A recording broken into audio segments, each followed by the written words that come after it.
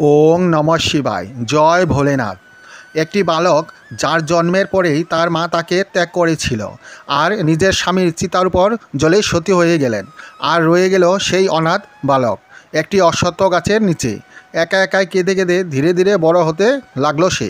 খাবার না পেয়ে অশ্বত্থ গাছের পাতা খেয়ে বড় হতে লাগলো সে। কে ছিল সেই বালক? কারা ছিল তার বাবা মা? কেন তাকে অশ্বত্থ গাছের পাতা খেতে হয়েছিল? চলুন জানা যাক আজকের এই কাহিনীটি থেকে।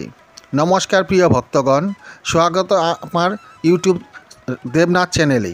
প্রিয় ভক্তগণ, আজকে আমরা ভগবান শিবের অন্য একটি অবতার পিপল্লাদের কাহিনী শ্রবণ করব। আমাদের পুরাণে এবং শাস্ত্রে বলা হয়েছে যে পিপল্লাদ অবতারের কথা শ্রবণ করার ফলে মানুষের উপর শনিদেবের কুদৃষ্টি লাগে না। তারা শনিদেবের প্রকোপ থেকে সর্বদা সংকটমুক্ত থাকে। সেই মানুষের উপর মহাদেবের বিশেষ কৃপা থাকে। ভগবান শিব নিজের ভক্তের উপর সবসময় প্রসন্ন থাকেন। তাই চলুন আমরা আজকে শুনি ভগবান শিবের একটা অবতার পিপলাদ এর কাহিনী। যদি আপনারা এখনও পর্যন্ত আমার চ্যানেলকে সাবস্ক্রাইব না করে থাকেন তাহলে অবশ্যই সাবস্ক্রাইব করে লাইক করে আমার পাশে থাকুন। তাহলে চলুন শুরু করা যাক আজকের কাহিনী। ওং গণপতয়ে নমঃ। ভগবান শিবের পরম ভক্ত মহর্ষি দধিচি, যিনি ভগবান শিবকে প্রেম করতেন এবং ভগবান শিবের ভক্তি করতেন, আর উনি সবসময় শিব ঠাকুরের আরাধনা করতেন। ভগবান ভোলানাথ নিজের পরম ভক্তের সাথে দেখা করতে চাইছিলেন। ভগবান ভোলানাথ তার সাথে দেখা করার জন্য তার পুত্র হিসেবে জন্মগ্রহণ করেছিলেন, কিন্তু ভগবান শিবের জন্ম নেওয়ার আগেই মহর্ষি দধিচির মৃত্যু হয়ে গিয়েছিল। এক সময়কার কথা, যখন অসুরেরা বৃত্তাসুরের সাহায্যে ইন্দ্র সমেত সমস্ত দেবতাদের পরাজিত করেছিল, আর সমস্ত দেবতারা তাদের সব অস্ত্রশস্ত্র মহর্ষি দধিচির আশ্রমে ফেলে দিয়েছিলেন আর নিজের পরাজয় স্বীকার করে নিলেন। আর এরপর ইন্দ্র সমেত আরও দেবদেবতারা বৃত্তাসুরের অত্যাচারের ফলে দেবঋষির সঙ্গে ভগবান ব্রহ্মার কাছে গেলেন আর ভগবান ব্রহ্মাকে নিজের সমস্ত কষ্টের কথা বললেন। ভগবান ব্রহ্মা বললেন, এটা 30টার ফলেই হয়েছে। 30টাই বৃত্তাসুরকে উৎপন্ন করেছে।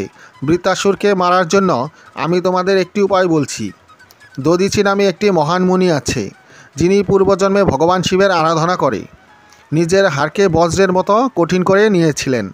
ভগবান মহাদেবের বরদানের ফলে দধিচি মুনির অস্থির সাহায্যে একটি অস্ত্র তৈরি করে যদি বৃত্তাসুরের উপর প্রহার করা যায় তাহলে ও অবশ্যই মারা যাবে।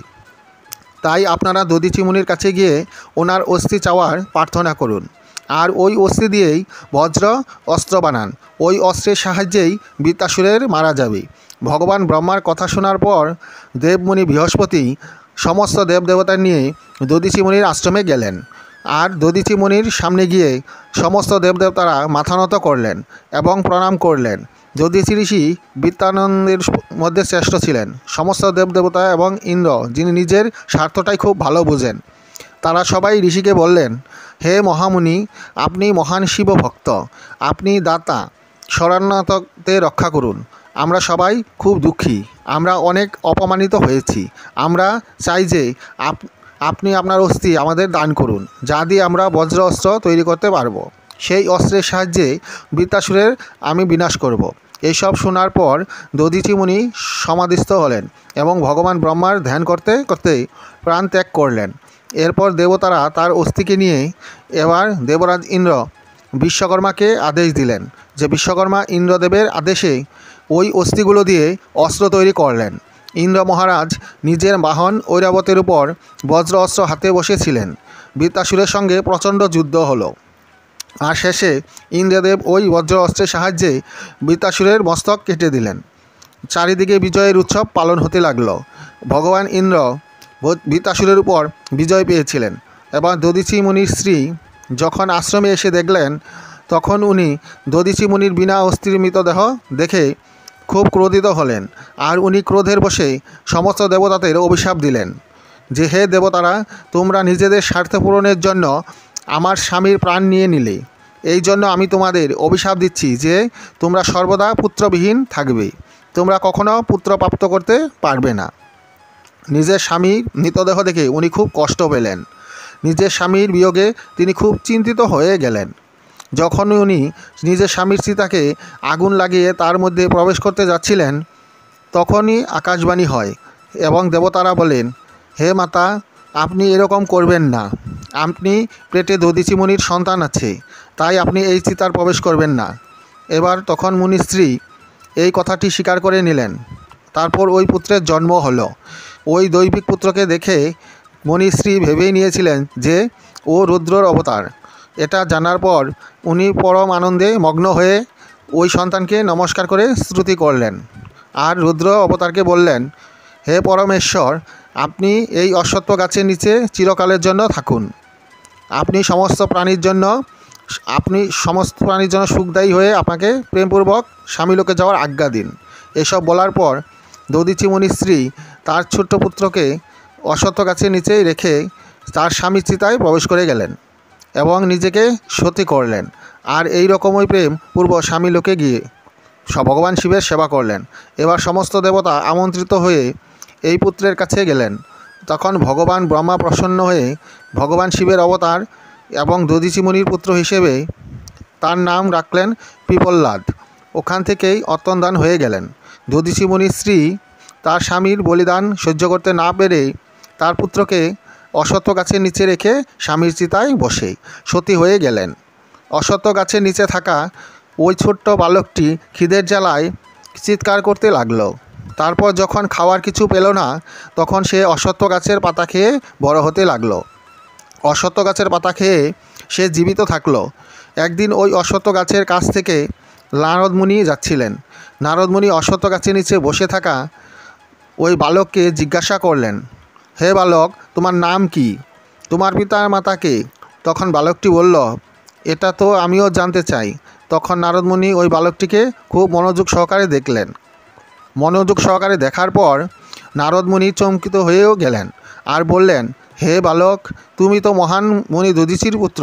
তোমার পিতা অস্থি দিয়ে বজ্র অস্ত্র তৈরি করে দেবতারা অসুরের উপর বিজয় পেয়েছিল। নারদ মুনি বললেন, তোমার পিতা দধিচি মুনি মাত্র 21 বছর বয়সেই মৃত্যু হয়ে গিয়েছিল। তখন বালকটি জিজ্ঞাসা করল, আমার পিতার মৃত্যুর কারণ কি? তখন নারদ মুনি বললেন, শনিদেবের মহাদশা ছিল। তখন বালকটি বলল, তাহলে আমার উপর আসা বিপত্তির কারণ কি? তখন নারদ মুনি বললেন, এটাও শনিদেবের মহাদশার কারণেই। এইবার এটা হওয়ার পর নারদ মুনি ওখান থেকে চলে গেলেন। তখন নারদ মুনির চলে যাওয়ার পর বালক পিপল্লাদ নারদের মনে কথা মতো ব্রহ্মার ঘোর তপস্যা করল, ওনাকে প্রসন্ন করল। যখন ব্রহ্মাদেব বালককে পিপল্লাদকে একটি বর চাইতে বললেন, তখন বালক পিপল্লাদ যে কোনো বস্তুর উপর দৃষ্টি পড়া মাত্রই সেটা ভস্ম হয়ে যাওয়ার শক্তি চাইল। ব্রহ্মাদেবের থেকে বর পাওয়ার মাত্রই বালক পিপল্লাদ শনিদেবের আহ্বান করল এবং নিজের সামনে ডেকে আনল। শনিদেবকে নিজের চোখের সামনে পেয়ে সে তার দৃষ্টি খুলে শনিদেবকে ভস্ম করতে আরম্ভ করল। শনিদেব জ্বলতেও লাগলো। ব্রহ্মাকে কৌতূহল পড়ে গেল। সূর্যপুত্র শনিদেবের রক্ষার সারা দেবতা বিফল হয়ে গেল।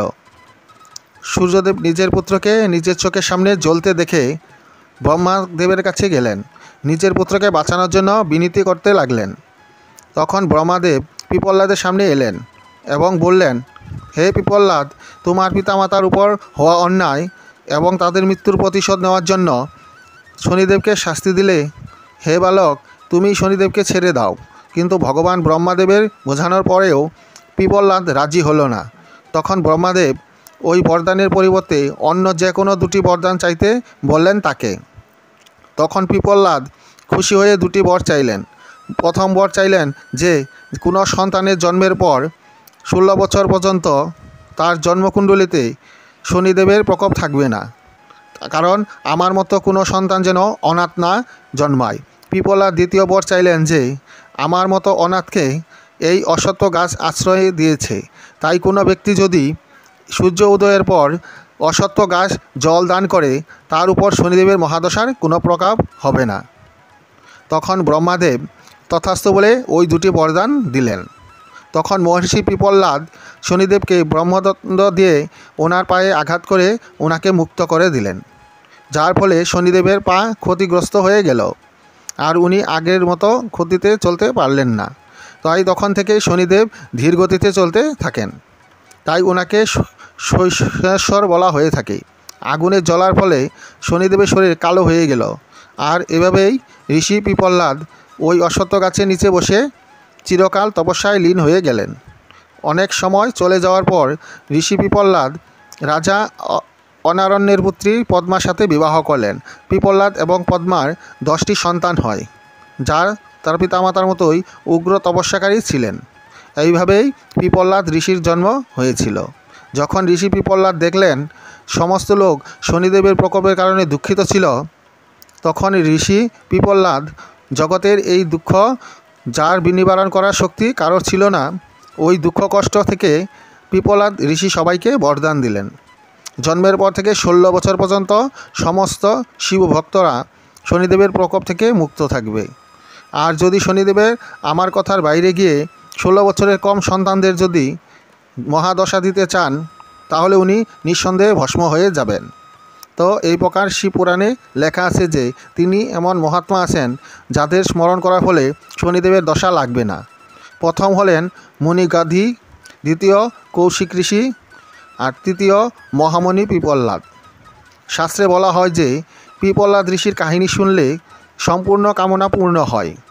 যদি কারো শনিদেবের দশা চলতে থাকে, তাহলে তার পিপল্লাদ মুনির কাহিনী শোনা অবশ্যই দরকার। এর ফলে শনিদেবের দশা কম হয়ে গিয়ে শেষ হয়ে যায়। তো প্রিয় ভক্তগণ, এটাই ছিল পিপল্লাদ ঋষির কাহিনী। ভক্তি নিয়ে বলুন ওং নমঃ শিবায়, জয় ভোলেনাথ।